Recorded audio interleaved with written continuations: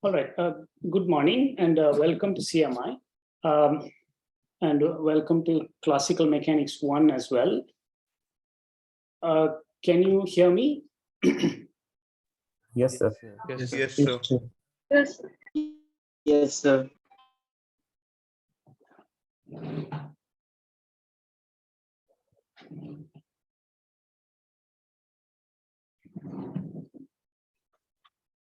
Okay, so I believe you can hear me. And I hope you can see me as well. I would also encourage you to, wait a minute.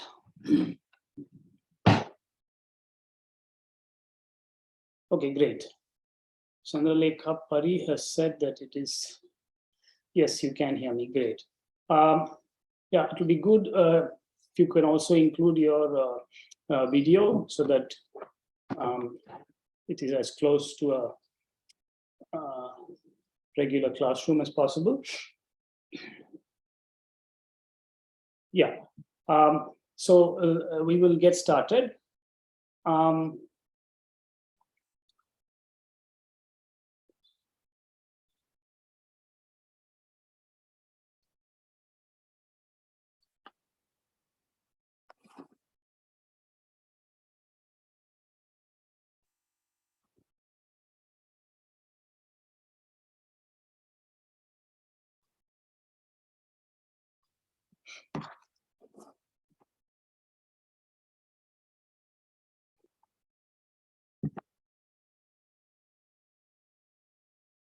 Okay, so this is Classical Mechanics 1 at CMI, autumn 2022, your second day of the semester, as well as for me. So, so this course is on Classical Mechanics for first year BSc student of all streams. And this is our first meeting. It is purely through Zoom. Any change in the arrangements will be communicated to you. As I mentioned in my email, attendance is required, and yeah, 1 second, I have to.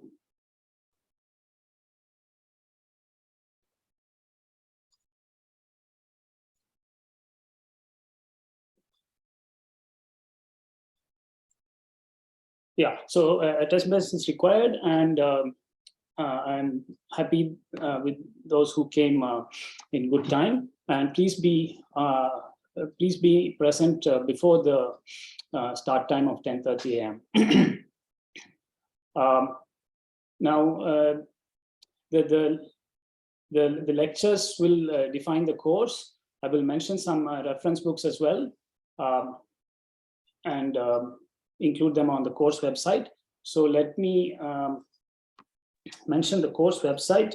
I think it was already communicated to you by Professor Manoj Kumini, but I'll just write it down, www.cmi.ac.in/Govind/teaching. And yes, that'll give you a list of links to the courses. This is the most recent course, of course. Yeah. And we will also communicate via Moodle, and you will receive information about that. So there will be irregular assignments in this course, and they will be posted through Moodle.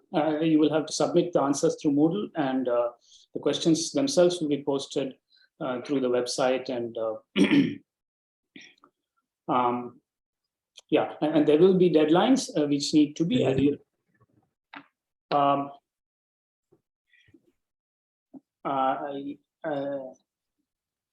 And this course meets on Tuesdays and Thursdays, 10:30 to 11:45 a.m. When we do have in-person meetings, they will be in the CMI lecture hall.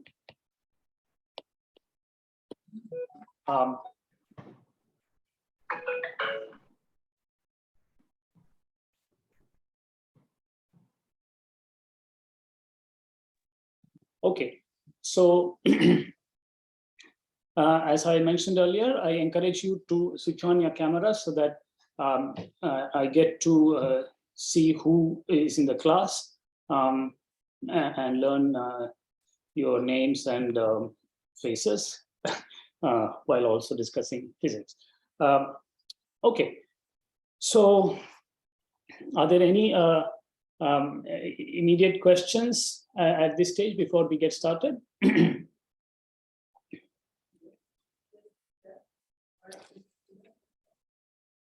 Okay. Please repeat the URL.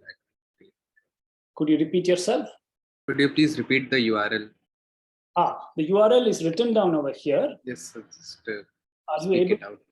Oh, you want me to speak it out? Okay. www.cmi.ac.in /tilde Govind, GOVIND /teaching. Yes, sir.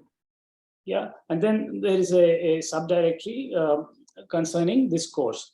So, but anyway, you will find it once you go there. Yes.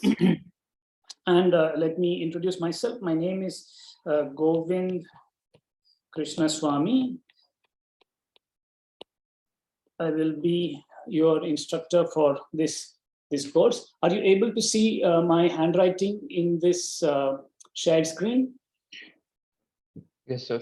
Yes, sir. Okay, great. Yeah. So I look forward to a good semester of classical mechanics and our studies. So, okay.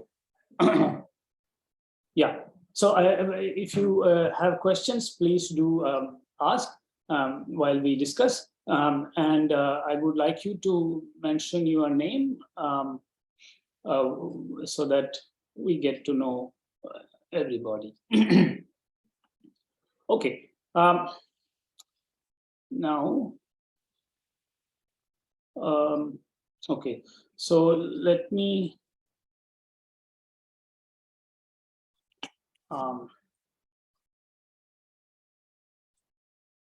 Yeah, so the first lecture, I plan to discuss some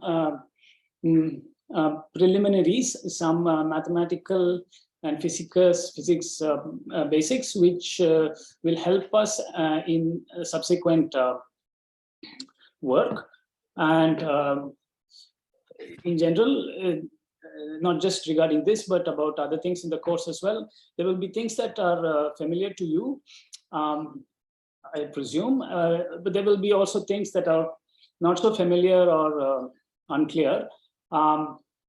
So it's all part of the process. And if you are very familiar with something, just hold on. Often it is important to get the viewpoint and the place where something is used as much as the thing itself. So yeah, and many things, some things look very familiar or simple, but if so, you should think some more about it, devote time to it. I encourage you to have a pen and paper to make note of things you feel are important, or any questions you wish to ask. And yeah, okay. So the first initial part, I wish to discuss some basics concerning vectors. So let us see what these are. Yeah, if you are all in the same room, I would actually go around and have us introduce each other. But I do plan to do that. It'll happen over the course of time now. Okay, so vectors provide a convenient way of writing the equations of physics as well as engineering and mathematics in compact form. So this is one way to look at them. There are many viewpoints on vectors. This is one way to think about them. For instance, Newton's second law, which I will read out in detail. We're going to discuss this in more detail, but I just want to mention what it is. Something says that Fx is equal to max, where x is supposedly the x component, and Fy, the y component of the force, is the mass times the y component of acceleration, and then the z component of the force is mass times the z component of acceleration. So these three equations are called Newton's second law, or Newton's equation of motion. I will write that word sentence: equation of motion. Yeah, notice I use singular. I should actually use plural equations. There are three equations I've written here. Yeah.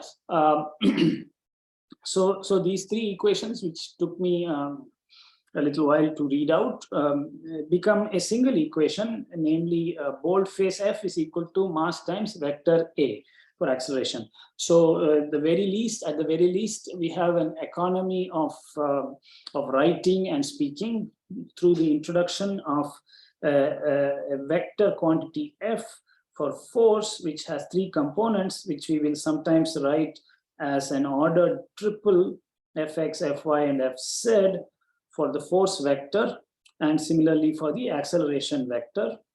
Now, when I write a vector, I will often put an arrow above it, Of course, if it is typed, I use a boldface symbol for the vector. So A also has three components: Ax, Ay, and Az. Yeah. So these are called Newton's equations of motion of mechanics. We will understand them in greater depth. Now, vectors, I'm first just telling you a couple of useful features of vectors. Vectors also make it easier to understand structural features of equations or of concepts or of mathematical symbols. So by structural features, I mean things like qualitative things like the behavior under rotations. Yeah, it's often more economical and insightful to talk about how a vector behaves under a rotation as opposed to each of its x, y, and z components. It helps to identify and work with symmetries. Yeah, rotations themselves may be a symmetry of certain systems, but there can be other symmetries as well, such as reflections, etc. It can be, the vector concept can be useful in study of transformation laws.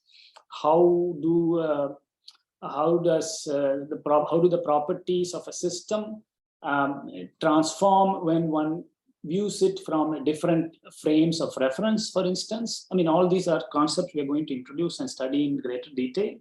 But for all of these purposes, vectors provide a tremendous advantage over working with individual components, though the individual components also have a value of their own.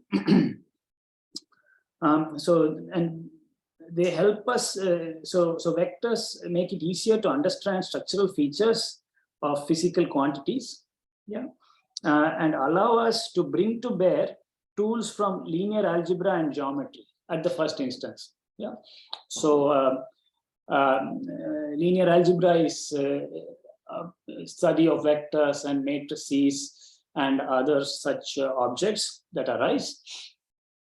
Yeah, and various concepts from geometry will also enter, and the tools from geometry will also enter, among other things.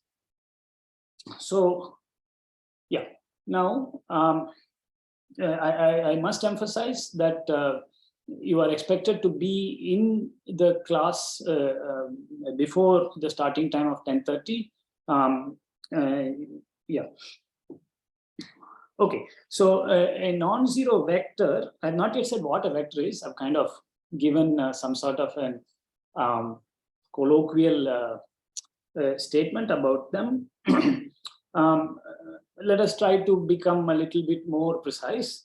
So we will begin by saying that a non-zero vector V in three-dimensional Euclidean space, and by three-dimensional Euclidean space, I mean the space of this room, for instance, and extended outwards beyond the walls and the windows, etc.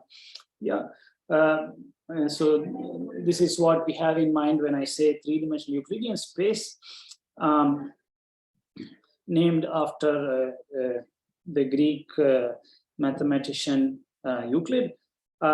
So a non-zero vector in three-dimensional Euclidean space is a directed line segment. So we are saying that it has a direction. It's a line segment that emanates from a chosen origin. Yeah.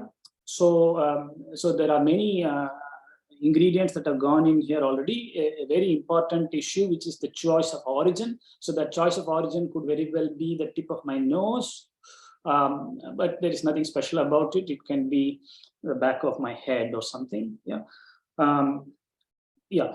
But that is a fixed origin for the current purposes. It is not moving around. Yeah. So maybe the tip of my nose was not a very good example. Perhaps I should take something like the corner of the table. Yeah, that's a slightly better origin, perhaps.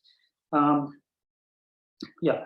Now, so a non-zero vector is illustrated over here. So it's a line segment. So it is of some like segment of this sort, and it is directed. So there's an arrow telling you what its direction is. Yeah.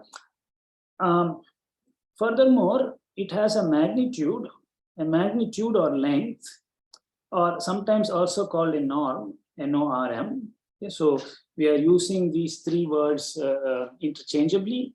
Magnitude, sometimes it's used also the word modulus, less so. Yeah, so the modulus or the norm or the magnitude or the length of a vector. Yeah, and that is denoted by a letter V without the boldface. Yeah, so if I were to write it in by hand, the vector V, its magnitude is denoted by two parallel lines on either side of it, and with a non-boldface V. So that is its length. Now its length is a is a positive number, and what is that positive number? At this stage, it is simply the length of this vector as measured by a stick, a rod, like my little ruler that I have here. Yeah, if you have such a ruler, you can measure the length of a vector. Yeah. Now,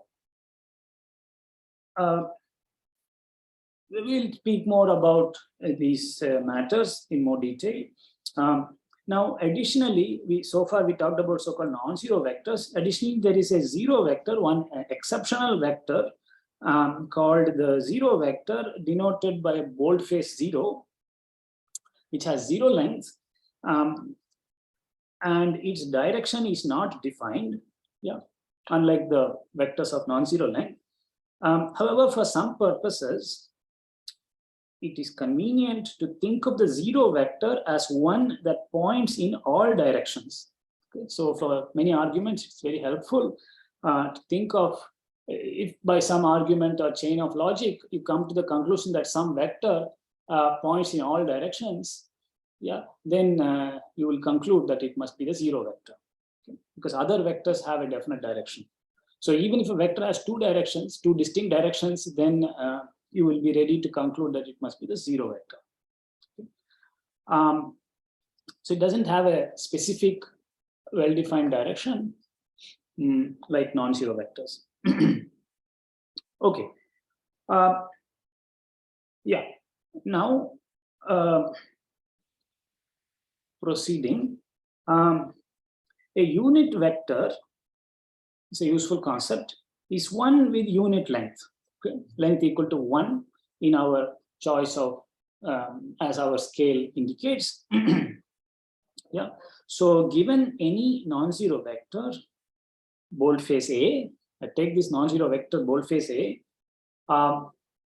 we have the associated concept of a unit vector, A hat. So A with a hat above it is the unit vector that is constructed from the non-zero vector A. Yeah. And it is obtained by a procedure called normalization. Yeah, and the word normalization is related to the word norm, which is another word for the length of a vector. And what is this procedure? Well, you simply take the vector A vector, and divide it by its length. So the result is some other vector with a potentially different length, which is actually equal to 1. And that vector is named A hat. So this process of dividing by length is called normalization. Now, A hat points, can A hat point in a direction opposite to A?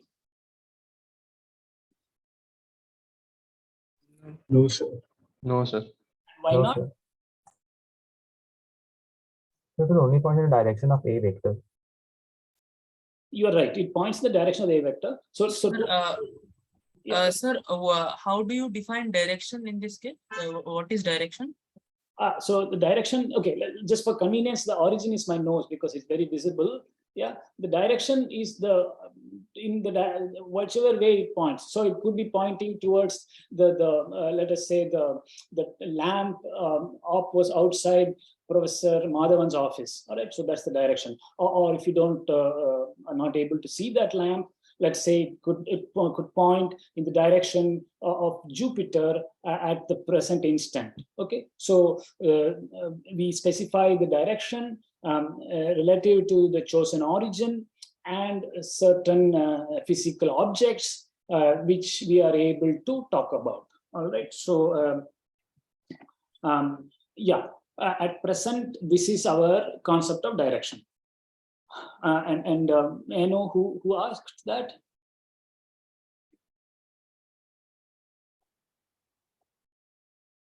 Please identify yourself. I'm sorry, sir. I am Ryan Hota. Ryan Hota. Okay, fine. So yeah, so at present the direction is going to be defined in this way using other physical objects. All right. And a chosen origin. So all of these ingredients go in. Now, and we our friends, in fact, two of you have said, I think, that the A hat vector must point in the same direction as the A vector. And the reason for that is that we have rescaled it. Yeah, this division is also called a rescaling. Yeah, we have divided by a positive number. So the length of a vector,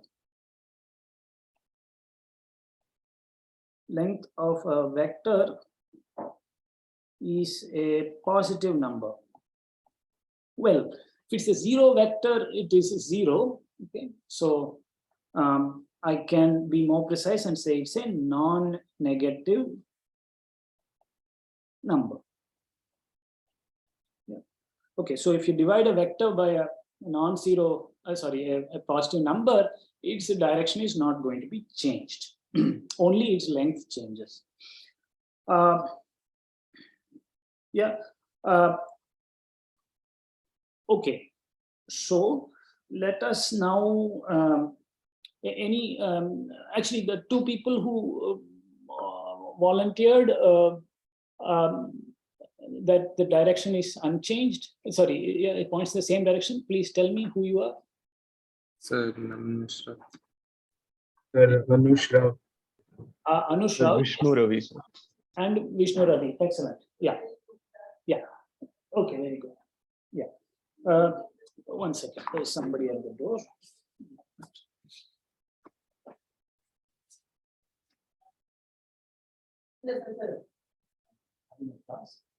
Actually, I'm actually BSc first year, first semester. I am not being able to join the class. Either it is showing no internet or whenever the internet is coming, the link is not working. Please try again. But it is not what I am trying for, long time. No, I mean, you have to fix your internet. No, I am using CMI. Yes, yes, sure. Please try again. And you have got the Zoom link as well. It is also not working. No, there are already 55 students in the class. So you have to do that. Please try again.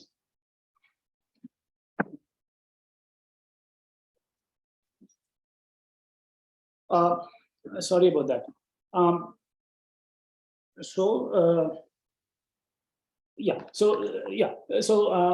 Anush Rao and Naman Mishra, right? Both of you had, I hope I got that right. And Chandralekha Pari has also mentioned that. Okay, great. Okay, so now we are of course interested in vectors arising in physics and elsewhere. So let's give a few examples. Examples of vectors include one moment.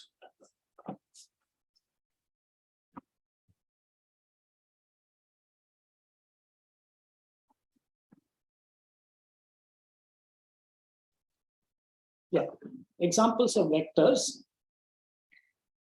include the so-called position vector of a particle moving in three-dimensional space. So when I sometimes omit the word Euclidean space, I just say three-dimensional space. Yeah, and by that I mean three-dimensional Euclidean space.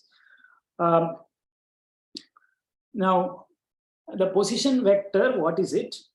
Well, the position vector is a vector that emanates from the origin. So all vectors emanate from the chosen origin unless otherwise specified. We will meet vectors which emanate from other places, but suppose this is my chosen origin and that origin is designated the zero vector. Yeah. Now from there, suppose my particle is located somewhere at a particular instant of time, then we erect a line segment joining that chosen origin to the instantaneous location of the particle and place an arrow in the direction pointing towards the particle. That vector, which we will sometimes denote by the letter R, boldface, or R with a hat or with a arrow above it, is called the position vector of the particle.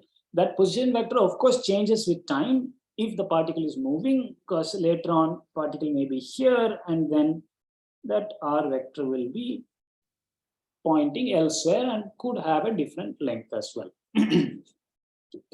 So for some purposes, especially for particle moving in three-dimensional space, a position vector is a useful concept.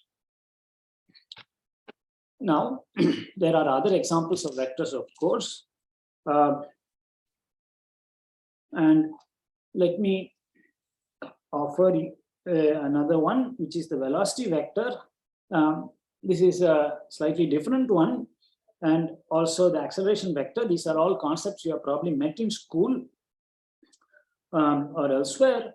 And these quantities are defined through certain infinitesimal processes where you consider a particle that is moving and its position vector, of course, may change slightly, yeah, in a small instant of time, and you join the tips of the two vectors, two position vectors, r of t and r of t plus delta t, where delta t is a small time interval, and the vector that points from the first position vector to the second is a small arrow that has its base not at the origin, but at the tip of the first position vector. So you have this little vector, and then you divide that vector by the time it has been taken for the particle to move there, and then you take the limit as delta t goes to 0. The resulting vector is called the velocity vector at that instant. Yeah.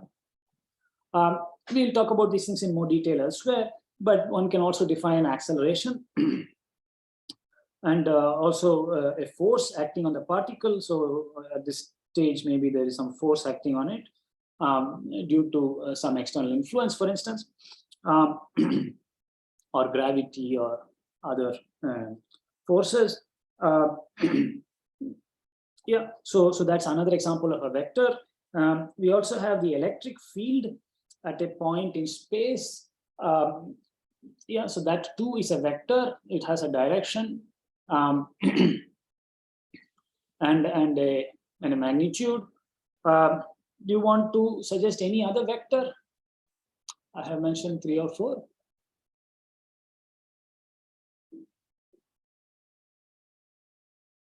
Magnetic field at the point. Magnetic field, excellent. Yes. So just like the electric field, there are magnetic fields present in the both in the room and in the atmosphere. Even the light that is reaching me is consists of oscillating electric and magnetic fields, so they're very much around. Yeah. Any other vector you Flux, want? electric or magnetic flux. Okay. Okay. Sure. Yeah. Yes, that is a slightly more sophisticated concept. So let me. Sir, jerk vector. Sorry. Jerk vector. Rate of change of acceleration. Yes, yes, the time derivative of acceleration. Yeah, the jerk vector. Fine. Yeah. So yes, you have proposed several examples. Yeah. So one can be a bit careful with what one means by flux. I think it deserves a discussion of its own. Yeah. Sometimes we talk about the flux through a surface, and that is not quite a vector. But I gather what you are trying to say. We will talk about it if we have an opportunity and it's relevant. So there are many more vectors that we will meet. Yeah. So who spoke about the jerk vector? Sir, me, Anush. Anush Rao. Fine. And the flux. Sir, me Srinish Shinde. No. Srinish Shinde. Srinish Shinde. Okay. Fine. Yeah. Sir, isn't flux scalar quantity? Yeah. So okay. I mean, it's a word, so I haven't defined it. If one talks about,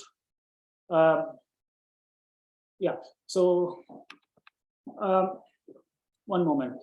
Some student is having difficulty joining this thing. I thought the information has been sent out. Let me try this again. So yeah, the flux is the. So I mean, you have to speak a full sentence. The flux, the magnetic flux through an infinitesimal surface is a scalar quantity. Yeah. But one might also talk about the flux density vector. So this word has several usages, and one needs to be a bit careful. But without further qualification, I would regard the flux through a surface as a scalar quantity. But don't worry if you didn't quite follow that. This is something we haven't quite defined yet. Okay, give me a moment. I am trying to help out our friend who is not able to join yet. How do I? So Sharath has asked about this. Fine. Okay, sir, I got it, sir. You got it? Okay, great. Fine. Then the problem is solved. Excellent. Yeah. Okay. So who was the person who was unable to join and has now joined?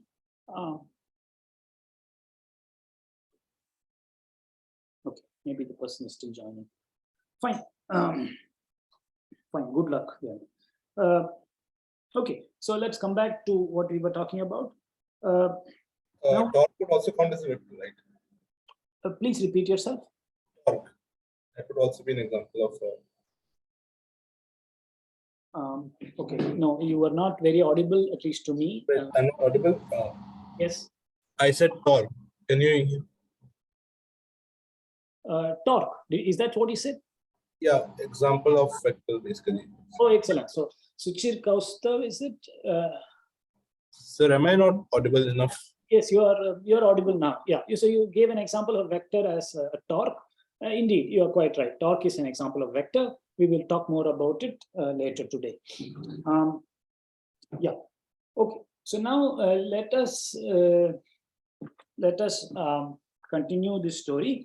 Now I want to introduce a mathematical concept called a real vector space. Yeah.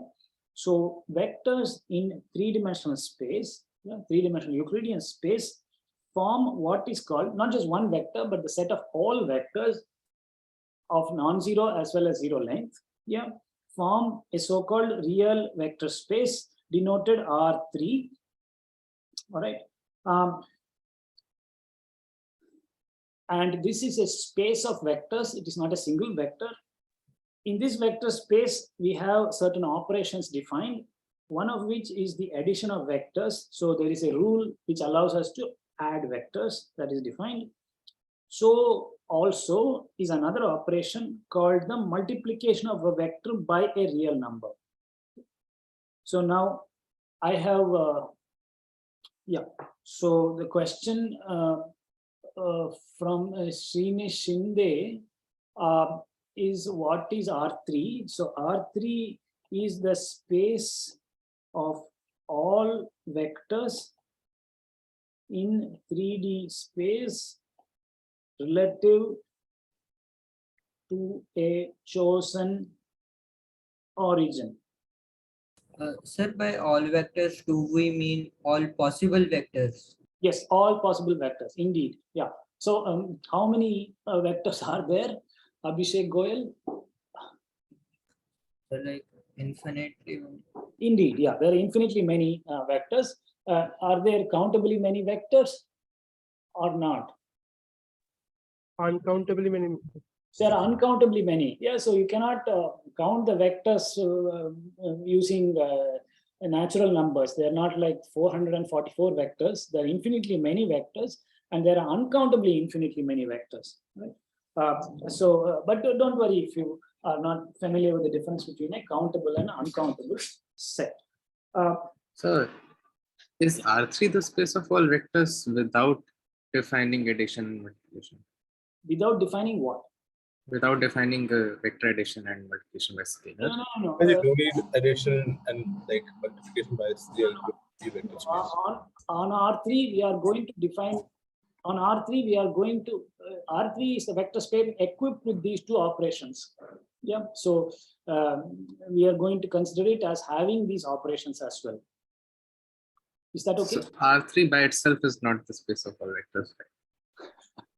Okay, no, okay, this is a matter of terminology.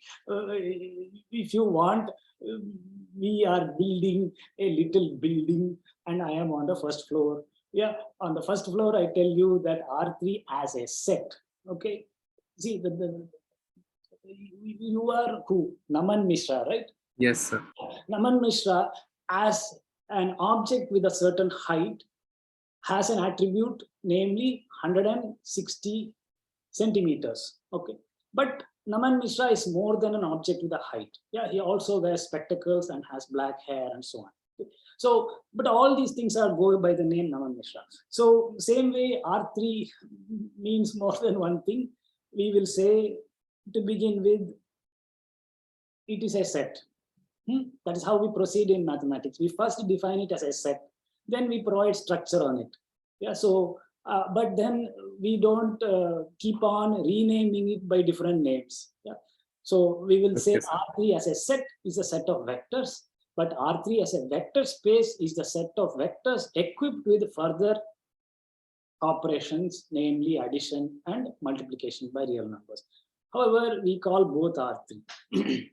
Yes. Okay, great. Fine. Now, but I have still not told you what this addition procedure is, as well as this multiplication procedure that has to be given to you.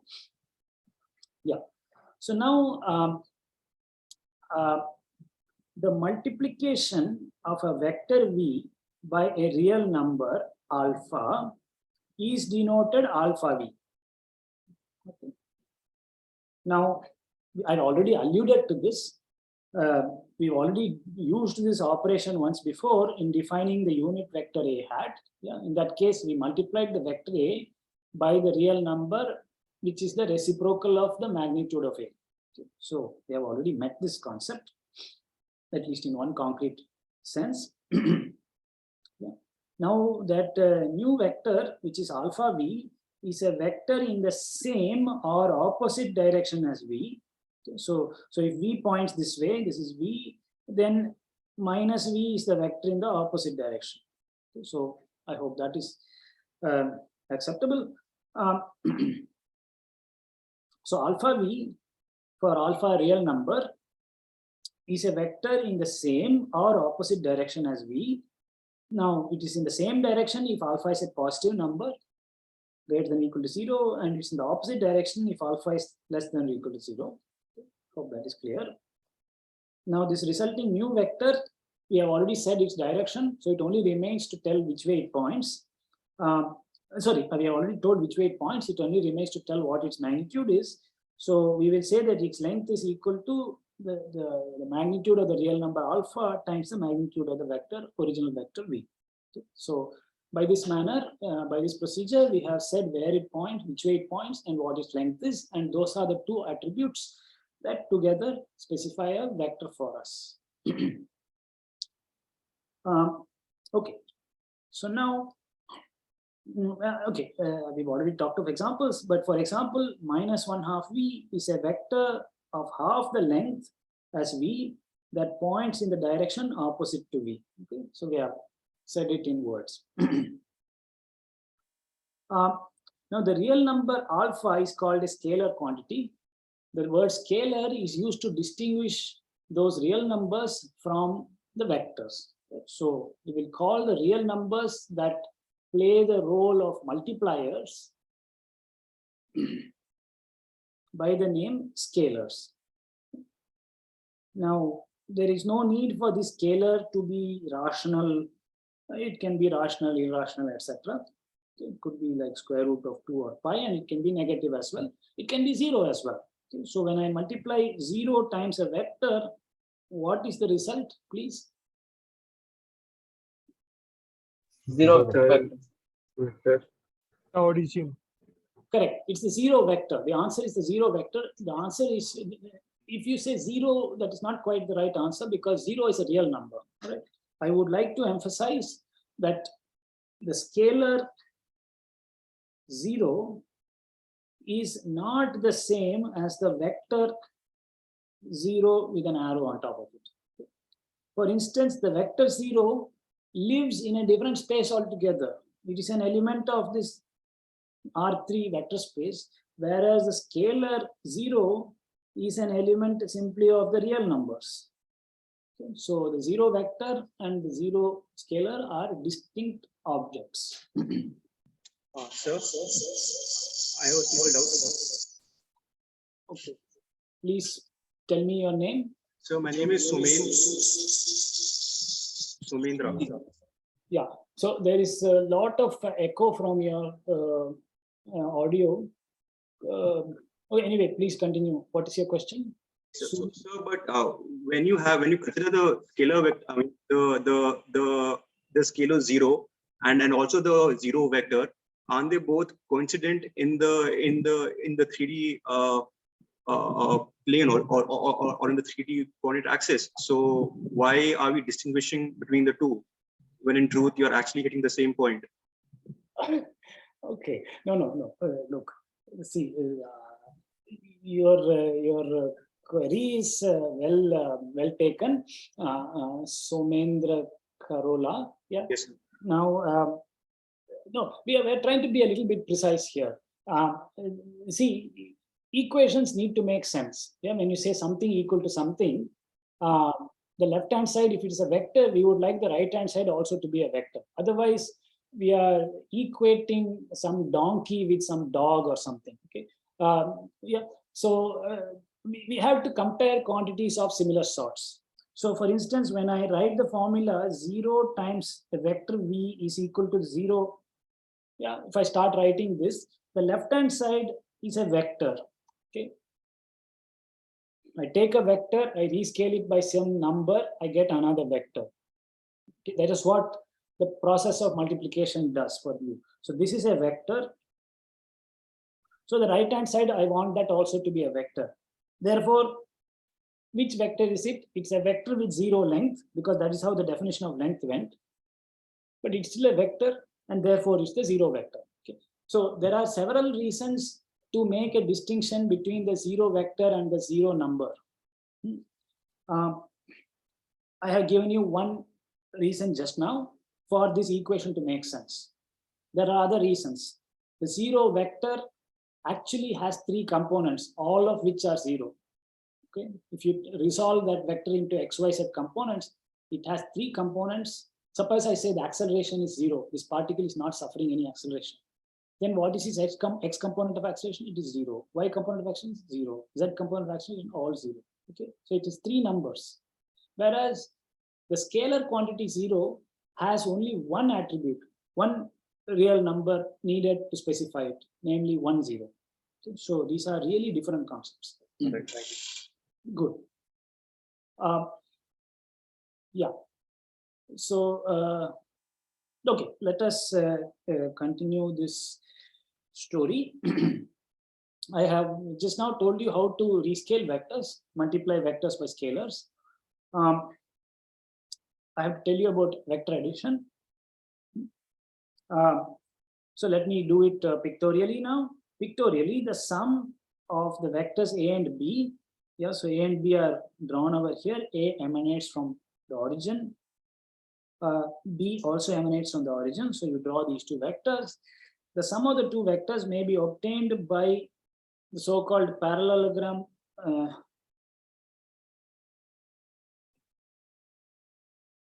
law of vector addition.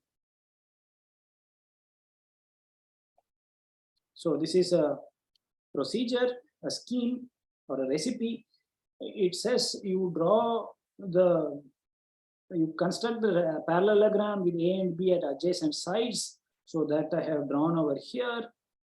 And you find the diagonal of that parallelogram, and you define the sum of A and B vectors to be that diagonal.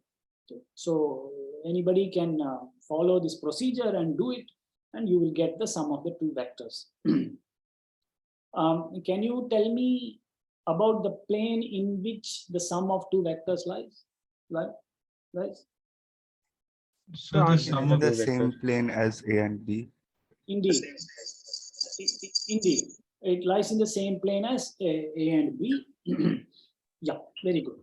Of course, there are some funny exceptions. Like, yeah, I mean, what you said is entirely correct, but sometimes some technical exception may be there. Suppose I take 2 vectors, A and minus A. Yeah, what is their sum? Zero vector. 0 vector, excellent. Point vector. 0 vector, yeah.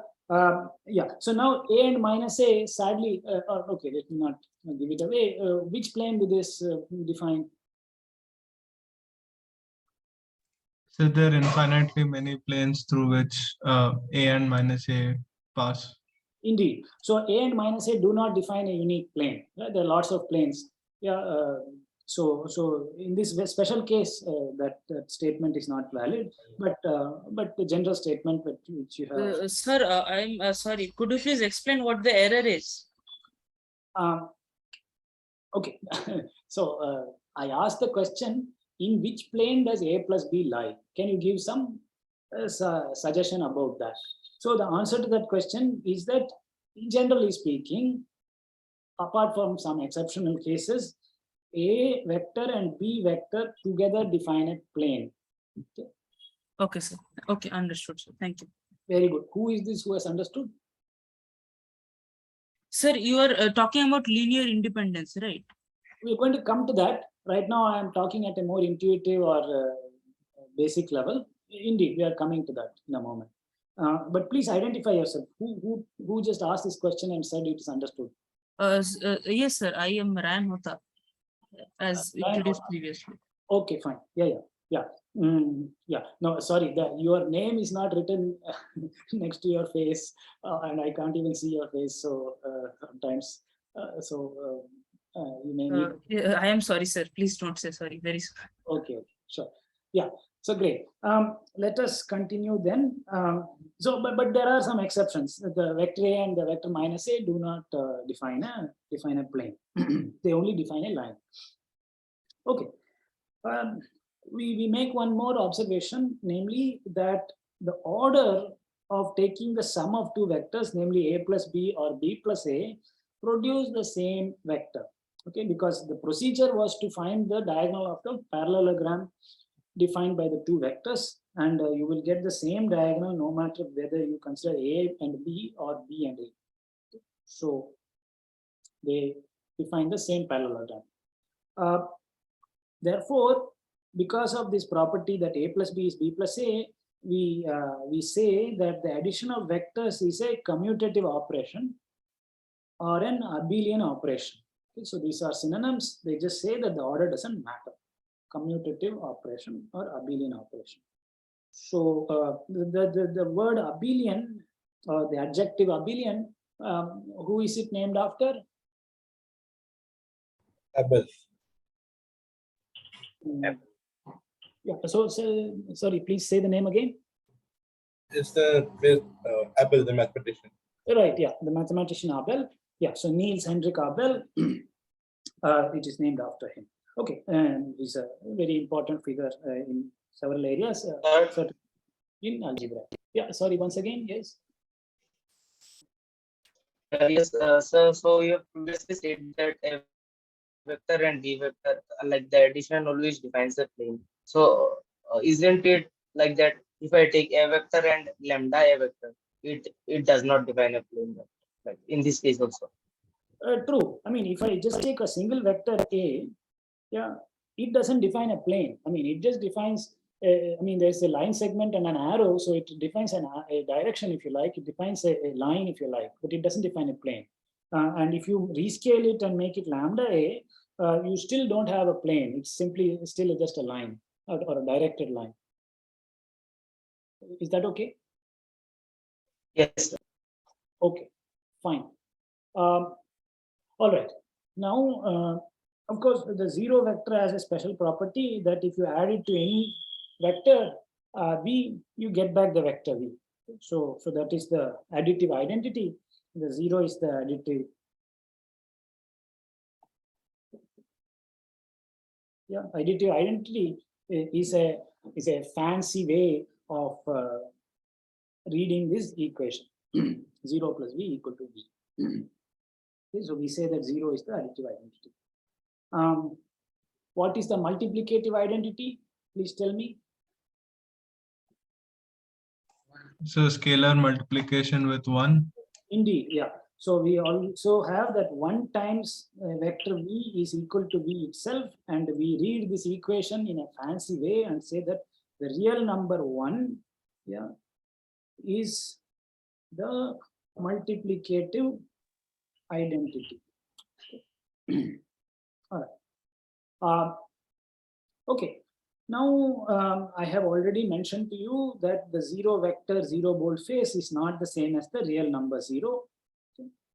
So just to repeat that, the zero vector lies at the chosen origin of three-dimensional Euclidean space, while the zero scalar is a point on the real line. Okay. So the real line is not the same as three-dimensional Euclidean space, so they live in different spaces. Okay. So they are really different objects. Okay. Now we spoke about vectors in three-dimensional space, but earlier somebody mentioned two-dimensional plane as well. And indeed, one can study the same concepts on the two-dimensional Euclidean plane. They two vectors, or the set of all vectors on the two-dimensional Euclidean space with a chosen origin form a set, first of all, which is denoted R2.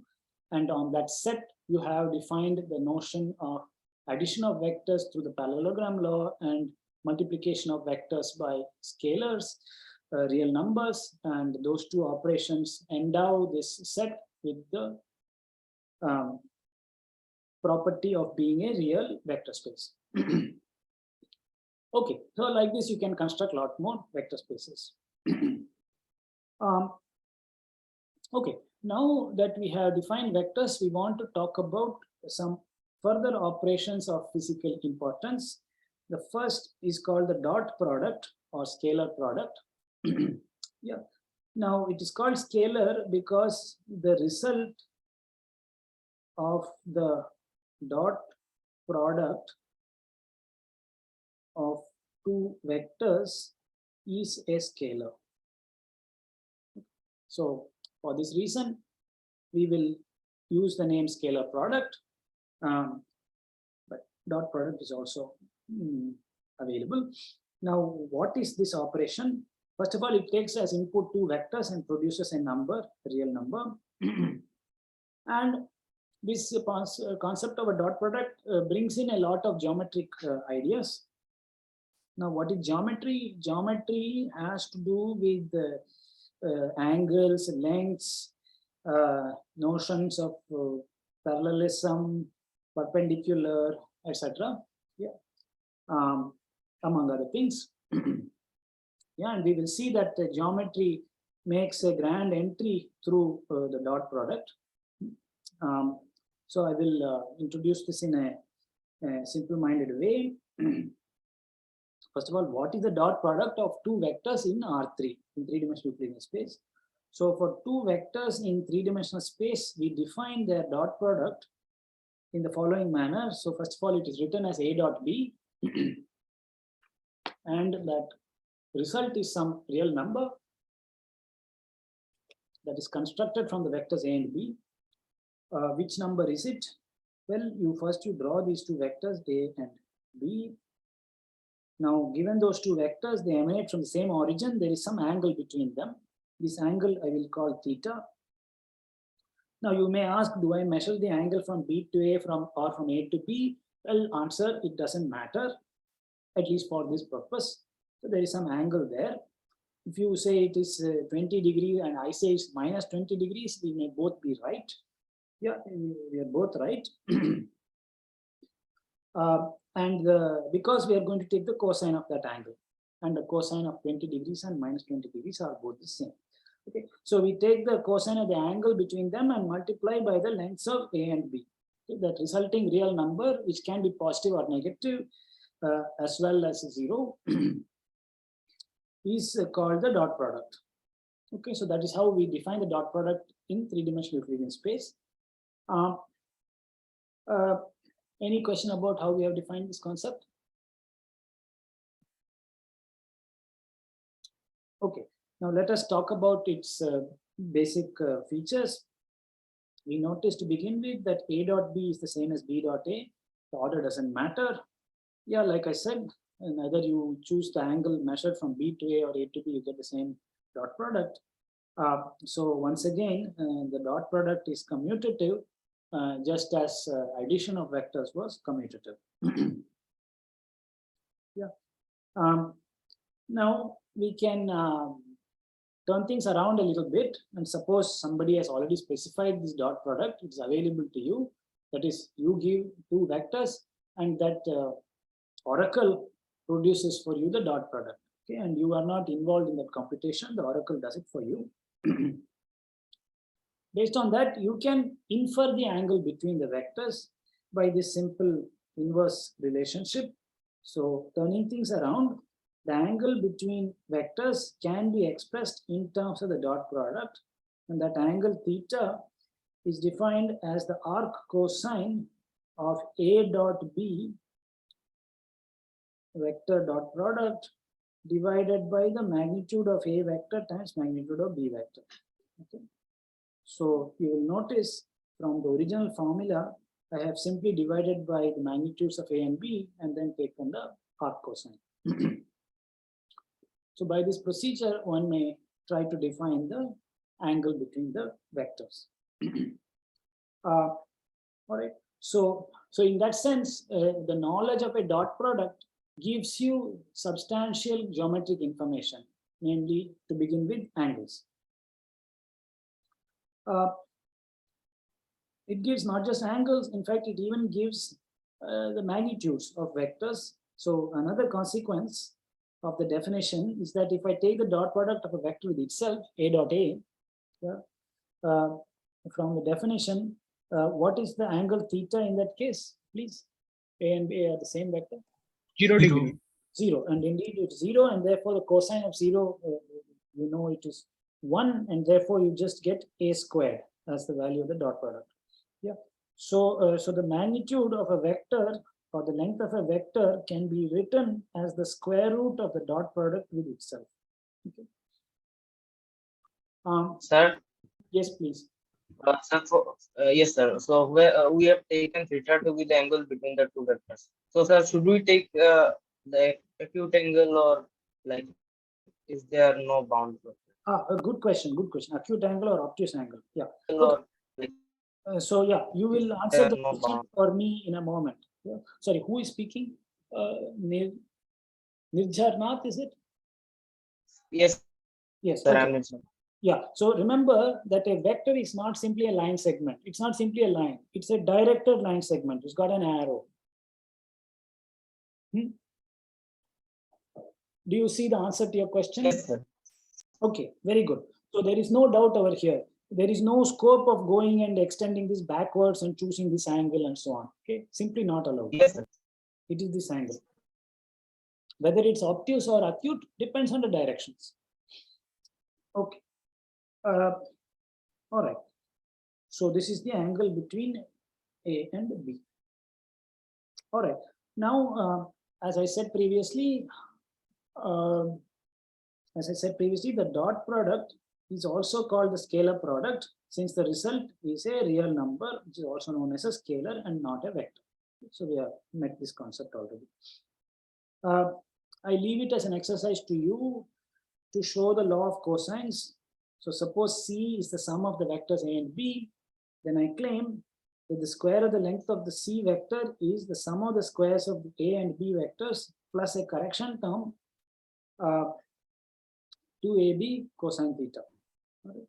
So I leave it to you to establish this relation. Sir, can I ask a question? Linear, so it follows. Yeah, who is speaking? Ryan Hota, is it? Yes, sir. I wanted to ask if we are allowed to assume that the dot product is distributive over addition.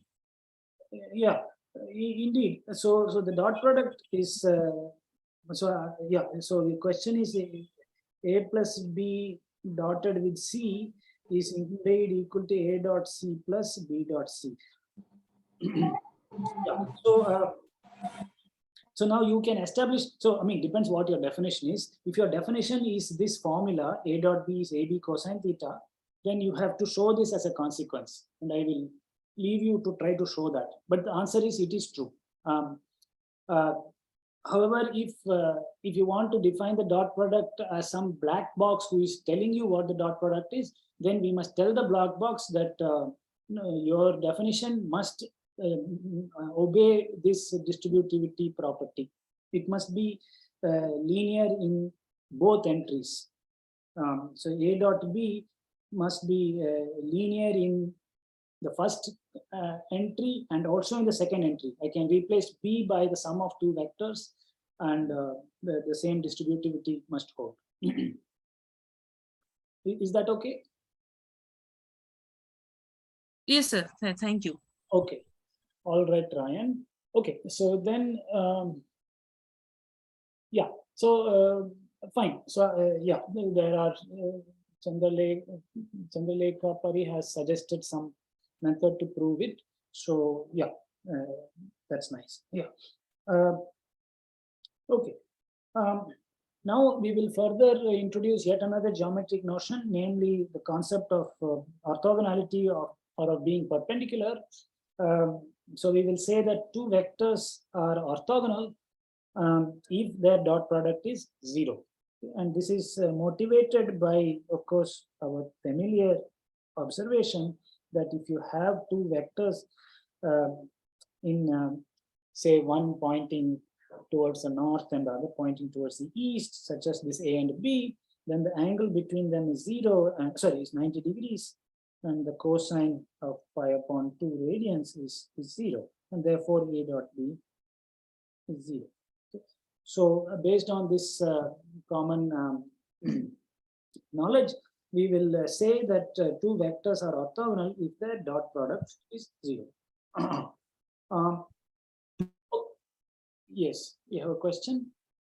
Yes, I had a question. So could you please tell me about how did the dot product come up historically? How did the dot product come up historically? Okay, well, it's a good question. Yeah, so I think, okay, to be honest, I do not have a careful understanding of the history of the dot product, but it has, I think it has origins both in simple in geometry as well as through physics requirements. In physics, certainly certain basic quantities like the work done by a force required us to introduce this concept.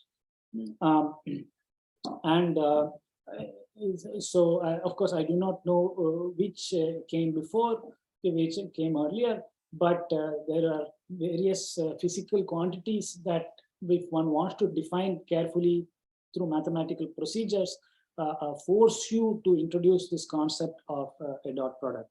So that is one natural way in which this has arisen. But even aside from physics, these concepts also have origins in pure geometry. So I do not know which predates the other. If I'm able to say more than on that, I will do so. So that was Anhad Chaturvedi, was it? Yes. Yeah. No, yeah, I'll say more about how it arose in physics. So that might clarify things a little bit. But you have caught me on my limited knowledge of the history of the dot product. Okay, now proceeding a little further, I want to introduce one more concept. Which is that of the component of a vector in the direction of another vector. Okay, so we want to introduce this concept. Suppose you have a vector B and another vector A, and I want to introduce the notion of the component of B in the direction of A. So let me draw a picture. I have the vector A here. I have some vector B here. Now, when I say direction of A, that is of course this direction. There's everything starting from some origin, O or 0 vector. Yeah. Now, the component of B in the direction of A, first of all, it's a real number.